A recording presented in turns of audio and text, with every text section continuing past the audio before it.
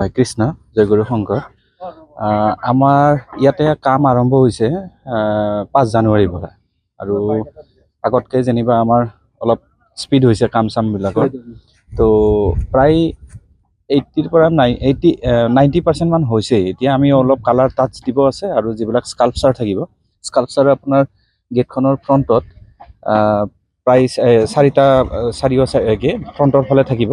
তাৰপিছত এই খোলকেইটাৰ উচ্চতা প্ৰায় ধৰক 8 ফুট মান হ'ব আৰু দুয়ো কাষে আপোনাৰ দ পৰ্বতীয়া অকণমান আভাস অনা গৈছে আৰু মাজৰ যিটো অংশ আচলতে ইয়াতে 3টা গেট লগ লাগি এটা গেট কৰা হৈছে।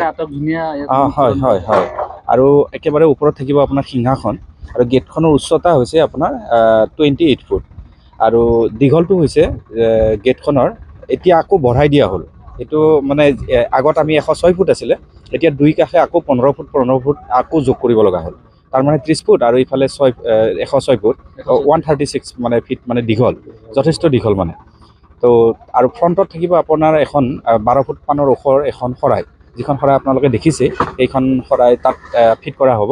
আৰু গেটখন পাৰ হৈ পেলাই এইটো আমি এটা নতুনকৈ খুব কম সময়ৰ ভিতৰত চিন্তা চৰ্চা কৰি পেলাই, যিহেতু এইখন জ্যোতি বিষ্ণু সমন্বয় ক্ষেত্ৰ, তো তেখেত দুয়োগৰাকীক মানে শ্ৰদ্ধা জনাই পেলাই ৰিলিফ বনোৱা হৈছে আৰু ৰিলিফকেইটাৰ উচ্চতা প্ৰায় 3.5 ফুট। আৰু ইয়াৰ পিছতে আমাৰ গেট আৰু এখন থাকিব সেৱা বাহিনী বুলি, এইটোৰে এটা পাৰ্ট হয় আচলতে। তাত আমি থিম এটা ৰাখিছোঁ। থিমটো এনেকুৱা যে আমি সেৱা কৰাৰ উপৰিও শিক্ষা আৰু সংস্কৃতিক যে একেলগে লৈ আগুৱাই নিব লাগিব মানে। আৰু তাৰে ফ্ৰণ্টত আপুনি দেখিব পাব এতিয়াও উকা হৈ আছে, অকল গেটখনহে দিয়া হৈছে, কিন্তু তাৰে ফ্ৰণ্টত সেইটো আপোনাৰ আচলতে সৌন্দৰ্য বৰ্ধনত পৰে মানে। এতিয়া গেট হিচাপে এইখনো গেট হিচাপে কিন্তু সৌন্দৰ্য বৰ্ধন বুলি ক'লে আকৌ ফ্ৰণ্টত কিছু বস্তু আছে, যেনেকৈ খোলবিলাক আহিব, আমাৰ তাল আহিব, তাৰপিছত আপোনাৰ দ পৰ্বতীয়াৰ আকৌ থাকিব, কিছুমান স্কাল্পচাৰ থাকিব, যিবিলাক আপোনালোকে গ'লে তাত দেখা পায়। গোটেইখিনি নাহে, যিখিনি আমাৰ মানে দেখিব বেছি ভাল লাগিব সেই বস্তুটো অনুযায়ী পেলাইহে আমি ইয়াত ফিট কৰিছোঁ। তাৰপিছতে এখন 12 চহৰীয়া ভাওনা মানে বেছ কৰি পেলাই, সম্পূৰ্ণ নহয় বেছ কৰি পেলাই আমি তাত মানে মুখা শিল্পকো আমি তাৰমানে এই গেটৰ লগতে একেলগে আগুৱাই লৈ গৈছোঁ মানে, সেই তেনেকৈ। ঠিক আছে, অসমৰ বুলি নহয়, যিহেতু গোটেই ভাৰতবৰ্ষৰে এটা বৃহৎ অনুষ্ঠান আৰু উত্তৰ পূবৰ মানে সৰ্ববৃহৎ বুলিয়ে আমি জানো। তো এই প্ৰতিজন মানে ভকত বান্ধৱলৈ মানে আমাৰ ফালৰ পৰা মানে সেৱা ধৰিছোঁ আৰু আহক সকলোৱে এবাৰ চাওক, আমাৰো মনটো ভাল লাগিব। আৰু এই একেলগে চেনেলবিলাকলৈকেও আমাৰ ফালৰ পৰা শুভেচ্ছা থাকিল। মূল তোৰণ ভাগ আপোনালোকে নিৰ্মাণ কৰি আছে, কি ক'ব? হয়, নমস্কাৰ।